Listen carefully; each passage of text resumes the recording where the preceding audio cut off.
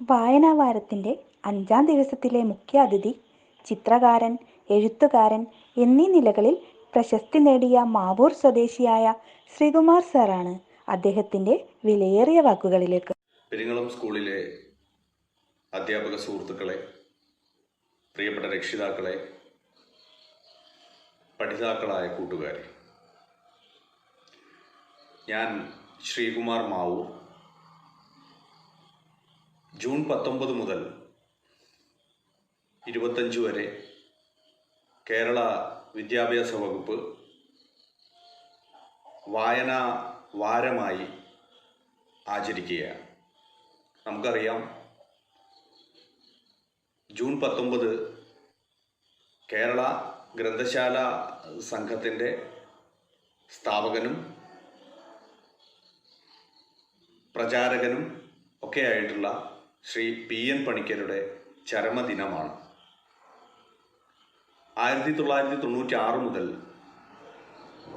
ഏതാണ്ട് 25 വർഷക്കാലമായി നമ്മൾ ജൂൺ 19 വായനാ ദിനമായും, ഞാൻ നേരത്തെ പറഞ്ഞതുപോലെ കേരള വിദ്യാഭ്യാസ വകുപ്പ് വായനാ വാരമായും ആചരിച്ചു വരികയാണ്. വായന എന്ന് കേൾക്കുമ്പോൾ നമുക്ക് ആദ്യം മനസ്സിൽ വരിക, വായിച്ചാൽ വളരും, വായിച്ചില്ലെങ്കിലും വളരും, വായിച്ചു വളർന്നാൽ വിളയും, വായിക്കാതെ വളർന്നാൽ വളയും എന്ന ശ്രീ കുഞ്ഞുണ്ണി മാഷിൻ്റെ കവിതയാണ്. വായിച്ചു വളർന്നാൽ എന്താണ് സംഭവിക്കുക? നമ്മൾ ഈ ലോകത്തിൽ എന്ത് നടക്കുന്നു എന്ന് നമ്മൾ മനസ്സിലാക്കുന്നു. നമ്മളുടെ അറിവ് വർദ്ധിക്കുന്നു. നമ്മളുടെ അറിവിനോടൊപ്പം നമ്മളുടെ തിരിച്ചറിവ് വർദ്ധിക്കുന്നു. അറിവുണ്ടായതുകൊണ്ട് മാത്രം നമ്മളൊരു നല്ല മനുഷ്യനാവില്ല. അറിവിനോടൊപ്പം തിരിച്ചറിവുകൾ കൂടി, ഞാൻ എന്താണ്, ഞാൻ എന്നെ തന്നെ, അതായത് എനിക്ക് എന്നെ തന്നെ തിരിച്ചറിയാൻ കഴിയുന്നിടത്താണ് എൻ്റെ ചുറ്റുപാടുമുള്ളവരെ എനിക്ക് സ്നേഹിക്കാനും ആദരിക്കാനും ഒക്കെ കഴിയുന്നത്. അതിന് നിദാനമായി പ്രവർത്തിക്കാൻ വായനയിലൂടെ നമ്മൾ ആർജിക്കുന്ന ഒരു സാംസ്കാരിക അവബോധം, അറിവ് ഒക്കെ നമ്മളെ പ്രാപ്തരാക്കുന്നതാണ്. നല്ല വായനക്കാരനാവുക, എങ്ങനെയുള്ള പുസ്തകങ്ങളാണ് നമ്മൾ വായിക്കുക, അല്ലെങ്കിൽ എങ്ങനെയാണ് നമ്മൾ വായനയുടെ ലോകത്തേക്ക് പ്രവേശിക്കുക എന്നതിനെക്കുറിച്ച് ഒരു ആശങ്ക ചിലപ്പോൾ നിങ്ങൾക്കൊക്കെ തോന്നിയിരിക്കാം. അപ്പോൾ ഞാൻ എൻ്റെ അനുഭവത്തിൻ്റെ വെളിച്ചത്തിൽ ഞാൻ പറയുകയാണെങ്കിൽ, നമുക്ക് സന്തോഷവും രസവും നൽകുന്ന എന്താണോ, അത് കഥയാവട്ടെ, ചെറിയ കവിതകളാവട്ടെ, നോവലോ, യാത്രാ വിവരണമോ, സ്പോർട്സ് സംബന്ധിച്ച പുസ്തകങ്ങളോ എന്തുമാവട്ടെ, നമുക്ക് എന്താണോ നമുക്കതിന് രസം ഉണ്ടാക്കുന്നത്, അല്ലെങ്കിൽ നമുക്കതിന് ആഹ്ലാദത്തോടുകൂടി വായിക്കാൻ കഴിയുന്നത്, അത് നമ്മൾ നിരന്തരം വായിക്കുക. അങ്ങനെ വായിക്കുമ്പോൾ പോകെ പോകെ നമ്മളിൽ ഒരു വായനയുടെ വേറൊരു ദിശ രൂപപ്പെട്ടു വരും. അതായത് എന്തും കിട്ടും, കയ്യിൽ കിട്ടുന്നത് എന്തും വായിക്കാനുള്ള ഒരു ഇത്. അങ്ങനെയാണ് നമ്മൾ പതുക്കെ നമ്മൾ ഗൗരവതരമായ വായനയിലേക്ക് നമുക്ക് പ്രവേശിക്കാൻ കഴിയുക. അത് പിന്നെ അറിയാതെ നമ്മൾ അതിൻ്റെ ആ ഒഴുക്കിൽപ്പെട്ട് അതങ്ങനെ നമുക്ക് നല്ല നിമിഷങ്ങളായി അത് മാറും. തീർച്ചയാണ് അതിന് നിങ്ങളുടെ സ്കൂൾ ഗ്രന്ഥശാലകളൊക്കെ നിങ്ങൾക്ക് ഉപയോഗപ്പെടുത്താവുന്നതാണ്. വായനയുടെ ആ വിശാലമായ ലോകത്ത് അതിൻ്റെ ഹരം നിങ്ങളിലേക്ക് പ്രവഹിച്ചു കഴിഞ്ഞാൽ പിന്നെ നിങ്ങൾക്കതൊരു അത്ഭുതം തന്നെയായിട്ട് തോന്നും. കാരണം ലോകം മുഴുവൻ നമ്മുടെ മുന്നിൽ എത്തിയ പോലെ നിങ്ങൾക്ക് അനുഭവപ്പെടും.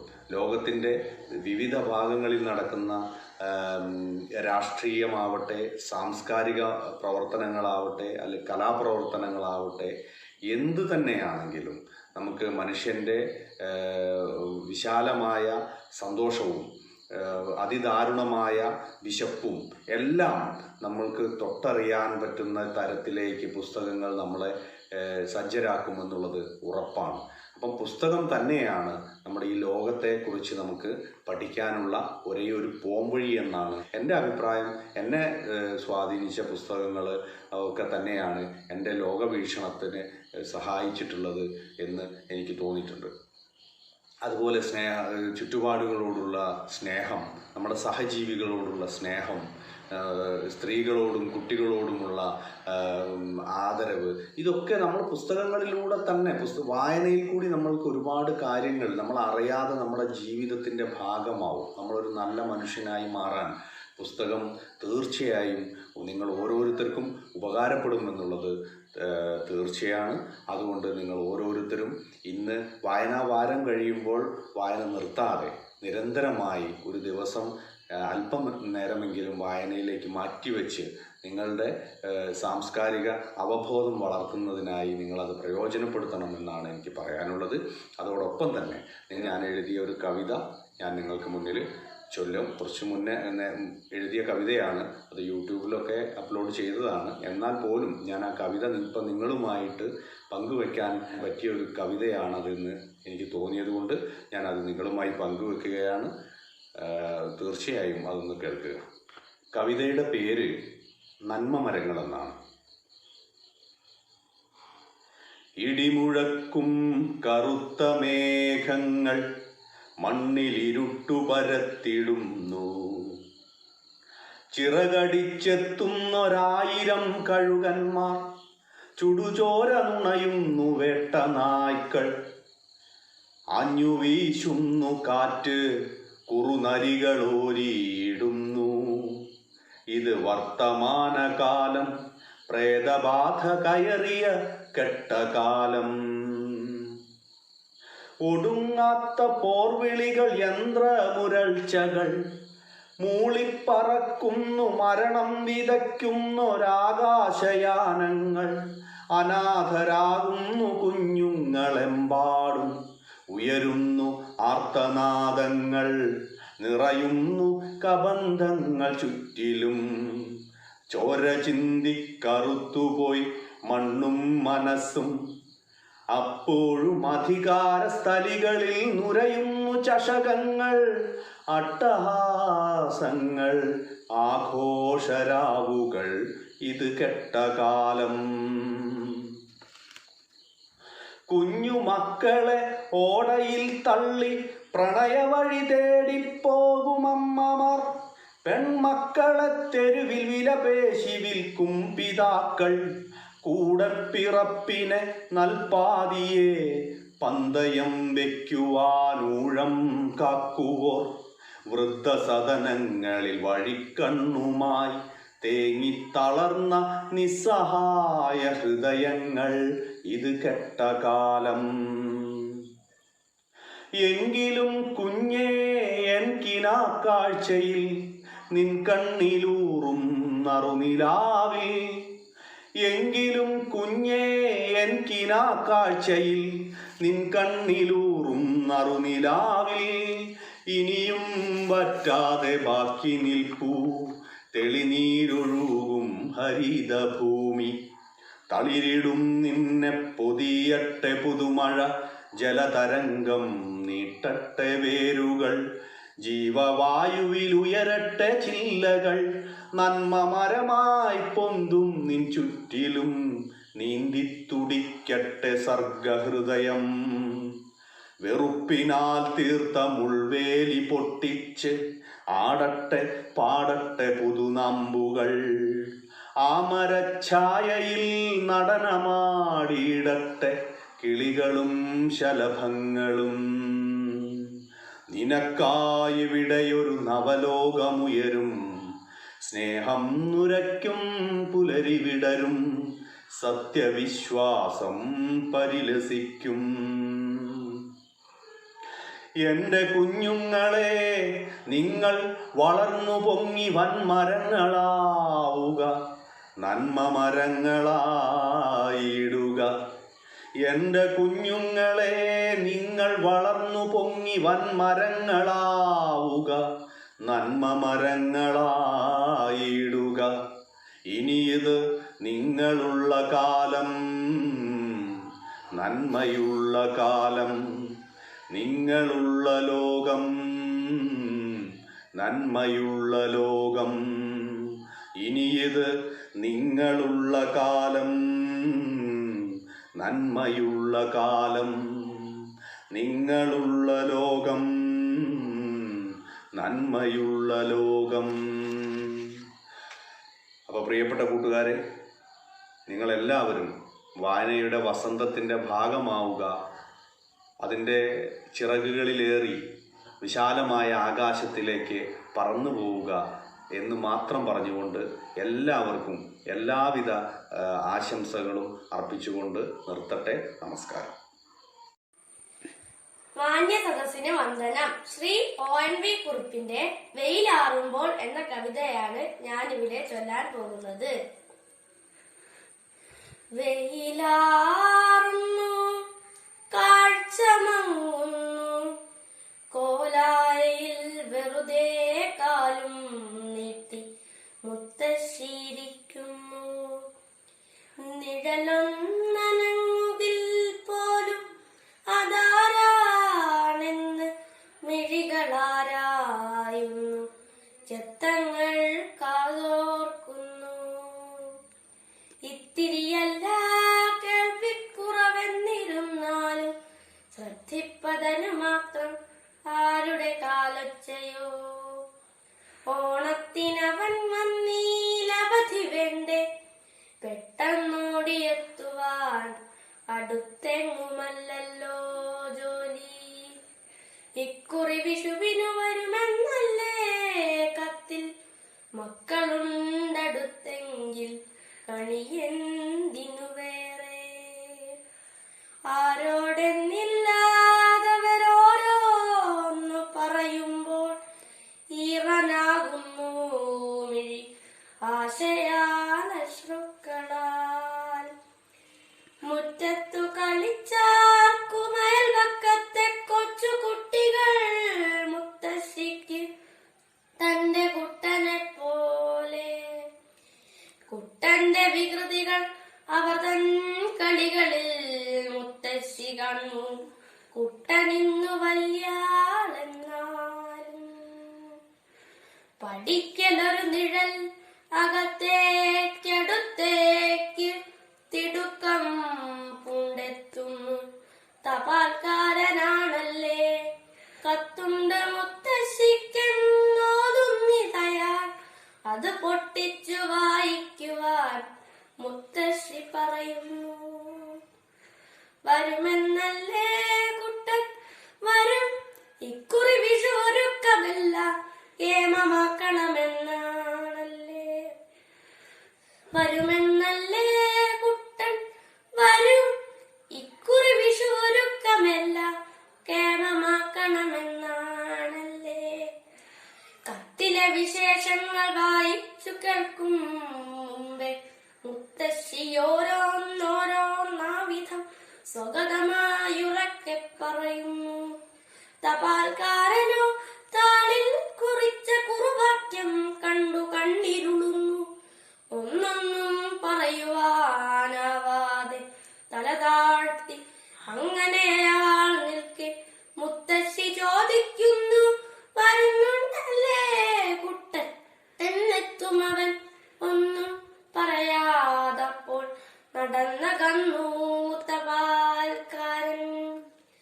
താഴുന്ന തിരകളെ തന്നിലേക്കടക്കുന്നൊരാഴി പോൽ മുത്തശ്ശിയും മൗനം പൂണ്ടിരിക്കുന്നു.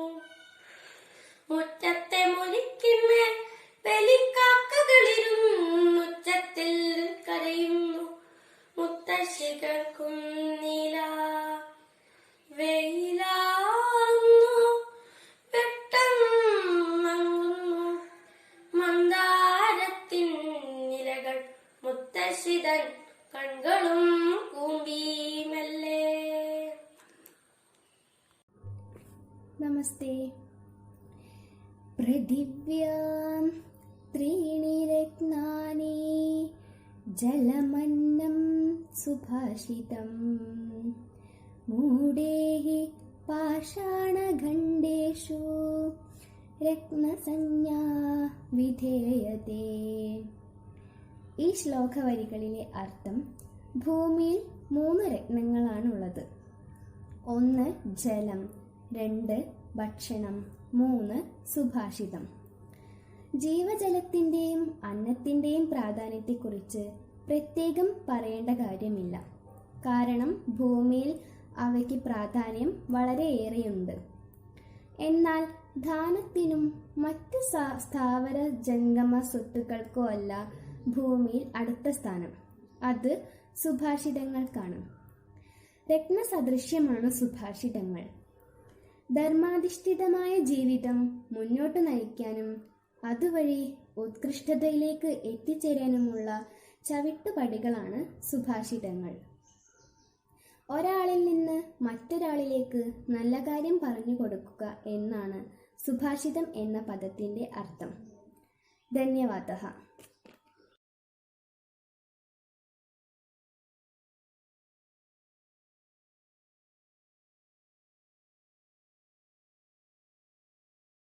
മാന്യ സദസ്സിന് വന്ദനം. ഞാൻ ഇന്നിവിടെ പറയാൻ പോകുന്നത് വായനാ ദിനത്തെ കുറിച്ചാണ്. 1996 മുതൽ കേരള സർക്കാർ ജൂൺ 19 വായനാ ദിനമായി ആചരിക്കുന്നു. ജൂൺ 19 മുതൽ 25 വരെയുള്ള ഒരാഴ്ച സമയം വായനാവാരമായി കേരള വിദ്യാഭ്യാസ വകുപ്പ് ആചരിക്കും. കേരള ഗ്രന്ഥശാല സംഘത്തിന്റെ ഉപജ്ഞാതാവും പ്രചാരകനുമായിരുന്ന പുതുവായി നാരായണ പണിക്കർ എന്ന PN പണിക്കരുടെ ജന്മദിനമായാണ് ജൂൺ 19 കേരള സർക്കാർ 1996 മുതൽ അദ്ദേഹത്തിന്റെ ചരമവാർഷികം വായനാ ദിനമായി ആചരിക്കാൻ തുടങ്ങിയത്. സ്കൂളുകളിൽ ഈ റീഡിംഗ് പ്രചരിപ്പിക്കുവാനായി റീഡിംഗ് ക്ലബ്ബുകൾ, IT ക്ലബ്ബുകൾ, ഇലക്ട്രോണിക് ക്ലബ്ബുകൾ ആരംഭിക്കാൻ ഈ സമയം വിനിയോഗിക്കുന്നു. ജയ് Hind.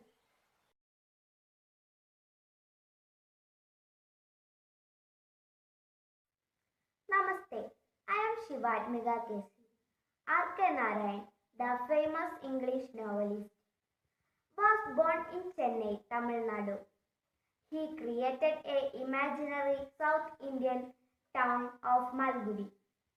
He wrote several novels and short stories. He received many awards and honors like Padma Vibhushan, Padma Bhushan, and Sahitya Akademi Fellowship. He was also nominated to Rajya Sabha and he died 2001, May 13th. Thank you. നമസ്കാരം. ഇന്ന് വായനാ ദിനം. കേരള ഗ്രന്ഥശാല പ്രസ്ഥാനത്തിന്റെ സ്ഥാപകൻ PN പണിക്കരുടെ ചരമദിനമാണ് വായനാ ദിനമായി ആചരിക്കുന്നത്. വായനയുടെ അത്ഭുത ലോകത്തേക്ക് ഓരോ മലയാളിയും കൈപ്പിടിച്ചുയർത്തിയ മഹാനാണ് PN Panicker.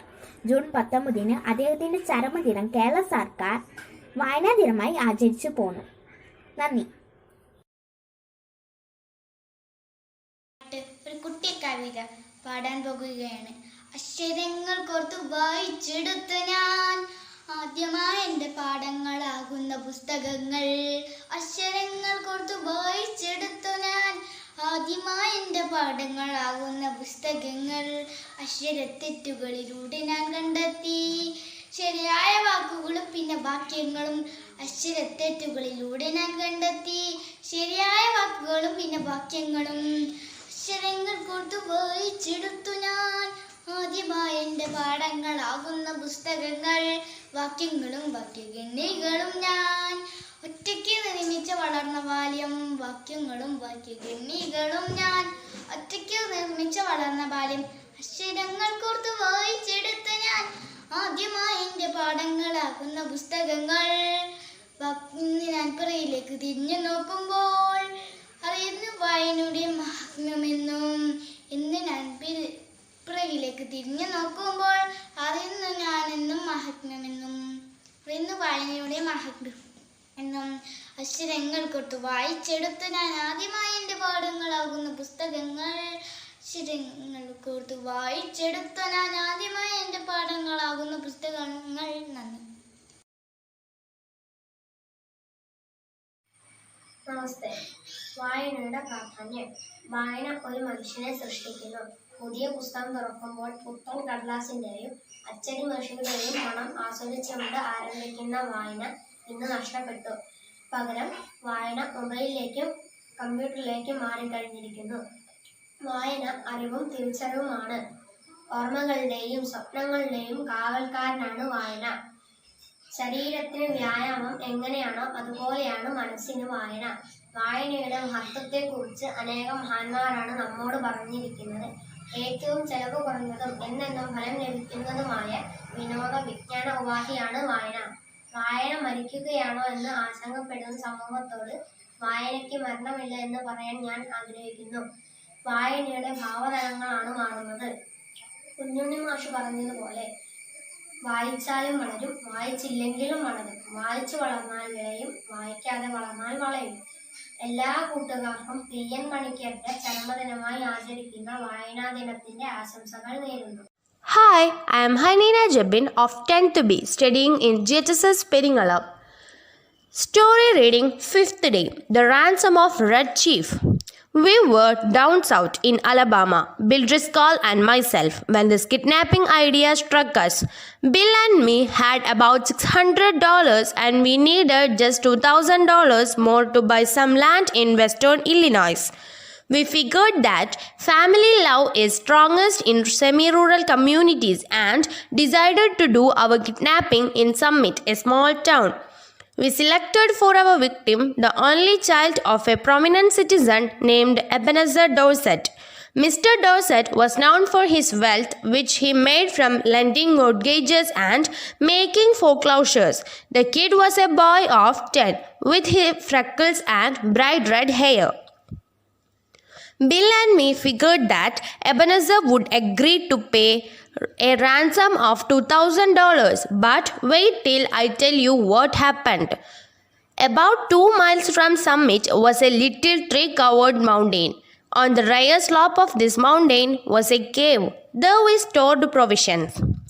One evening, we drove in a buggy past old Dorset's house. The kid was in the street, throwing rocks at the kitten on the opposite fence. "Hey," says Bill, "would you like some candy?" The boy threw a piece of brick at Bill's head. That boy put up a fight, but eventually we got him in the buggy and drove up to the cave. After dark, I drove the buggy back to the village I had hired it in and walked back. Bill was examining and treating the scratches and bruises on his face and legs. There was a fire burning in the cave, and the boy was sitting by it with 2 bizarre tail feathers stuck in his red hair. He points a stick at me and says, "Ha, cursed paleface, do you dare to enter Red Chief camp?" "He's all right now," says Bill. "We are playing Indian. I am old Hank, Red Chief's captive, and I am to be scalped at daybreak. Ouch, that kid can kick hard." That boy seemed very happy. The fun of camping out had made him forget that he was a captive. He immediately named me Snake Eye, the spy, and announced that I was to meet the next day.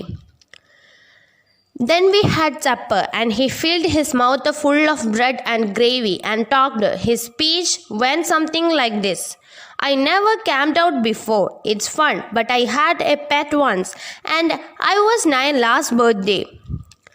Are there any real Indians in those woods? I want some more gravy. Does the trees moving make the wind blow? We had 5 puppies. What make your nose so red, Hank? My father has lots of money. Are the stars hot? Do oxen make any noise? Why are oranges round? A parrot can talk, but a monkey or a fish can't." Every few minutes, he would remember that he was an Indian and would let out a war whoop that made old Hank shiver. That boy had built terrorist from the start. I said, "Kid, would you like to go home?" "Oh, what for?" says he. "I don't have any fun at home. I hate school. I like camping. You won't take me home, Snake Eye, will you?" "Not right away," said I. "Yay," said he. "I never had such fun in all my life." At about 11 o'clock, we spread down some white blanket and went to bed. Red Chief kept us awake for 3 hours, jumping up and reaching for his rifle and screeching in our ears, as each crackle of a twig or the rustle of a leaf made him imagine that outlaws were approaching. At last, I fell into a troubled sleep and dreamed that I had been kidnapped and chained to a tree by a ferocious pirate with red hair. Just at daybreak, I was awakened by awful screams from Bill. I jumped up to see what the matter was. Red Chief was sitting on Bill's chest, holding him by the hair. In his other hand, he had the sharp knife, and he was seriously trying to take Bill's scalp, and he had promised the evening before. I got the knife away from the kid and made him lie down again, but from that moment, Bill's spirit was broken. He lay down on his side of the bed, but he never closed an eye again in sleep as long as that boy was with us. Ain't it awful, Sam? No one will pay money to get a little imp like that back. His parents will, said I. I went to the top of that little mountain and looked around, over towards summit. I expected to see a search party, but what I saw was a peaceful landscape. Perhaps, says I to myself, it has not yet been discovered. When I got to the cave, I found Bill backed up against the side of it, breathing hard, and the boy threatening to smash him with a rock half as big as a coconut. He put up a red, hot-boiled potato down my back, explains Bill, and then mashed it with his foot, and I hit him. I took the rock away from the boy and kind of patched up the argument. I will fix you, says the kid to Bill. By and by, calms down and says, Sam, you won't go away and leave me here alone, will you? I went out and caught that boy and shook him until his freckles rattled. If you don't behave, says I will take you straight home. Now, be good. I made him and Bill shake hands. Then I took Bill aside and told him I was going to Poplar Cove, a little village 3 miles away, to find out what reaction the kidnapping had caused. You know, Sam, says Bill, I have stood you in earthquakes, fire and flood, in poker games, dynamite outrages, police raids, train robberies and cyclones. I never lost my nerve yet till we kidnapped that kid. You won't leave me long with him, will you? I will be back soon, says I. You must keep the boy amused till I return. Let's write the letter to Mr. Dorset demanding the ransom and how it should be paid. Bill and I wrote it while Red Chief strutted up and down, guarding the cave. Bill begged me tearfully to make the ransom $1,500 instead of $2,000. So, to relieve Bill, I agreed. Ebenezer Dorset, we have your boy. It is useless for anyone to attempt to find him. We will only return him if you meet these terms. We demand $1,500, the money to be left at midnight tonight at the same box as your reply, at the lawn tree. Send your answer by messenger at 8:30 tonight. If you attempt any treachery, you will never see your boy again. If you pay the money, he will be returned to you safe and well. These terms are final, and if you do not accede to them, no further communication will be attempted. Two desperate men. I walked to Poplar Cove and sat around the post office door, chatting to customers. One guy says that he hears Summit is all upset on account of Elder Dorset's boy have been lost or stolen. That was all I wanted to know. I posted my letter surreptitiously and came away. When I got back to the cave, Bill and the boy were not to be found, so I waited. Half an hour later, Bill appeared out of the bushes. Behind him was a kid, stepping softly like a scout, with a broad grin on his face. Bill stopped, took off his hat and wiped his face with a red handkerchief. The kid stopped about 8 feet behind him. Sam, says Bill, I'm sorry, but the boy is gone. I have sent him home. I have been subjugated to such awful tortures. I reached my limit. What's the trouble, Bill? I asked. I was rode like a horse, says Bill. Then I was given oats. Sand ain't edible. I tell you, Sam, a human can only stand so much. I takes him down the mountain. On the way he kicks and bites, but he's gone home. I showed him the way. I'm sorry, we lose the ransom. But it was either that or me to the madhouse. Bill, says I, have a look behind you. Bill turns and sees the boy and loses his complexion and sits down. For an hour I was afraid for his mind, and then I reminded him that we would get the ransom and be off with it by midnight if all the Dorset paid up, so Bill braced himself. This was my scheme for collecting the ransom without being caught. The tree under which the answer and later the money was to be left was in a wide open area. If any police came, I would see them a mile off. At 8:30, I was well hidden in the tree, waiting. Exactly on time, a half-grown boy rides up the road on a bicycle, slips a note into the box and pedals away again. I got the note and was back at the cave soon after by the lantern. I read it to Bill. To desperate man, gentleman, I received your letter. I think the ransom you asked for the return of my son is a little high.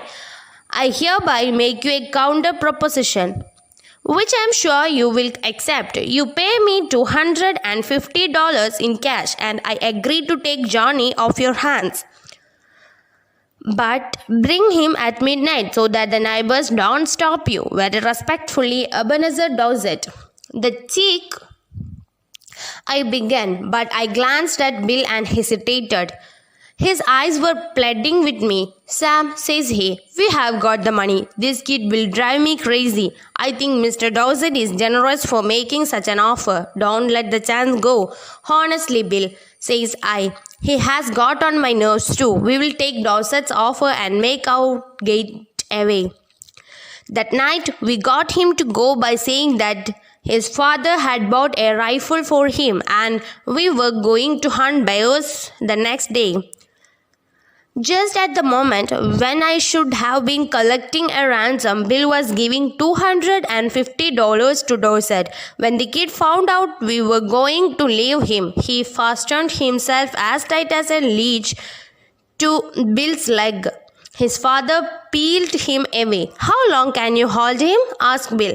I'm not as strong as I used to be, said old Dorset, but I think I can promise you 10 minutes. Enough, says Bill. In 10 minutes I shall cross the country and be over the Canadian border. And as dark as it was, and as fat as Bill was, and as good a runner as I am, he was a mile and a half out of Summit before I could catch up with him.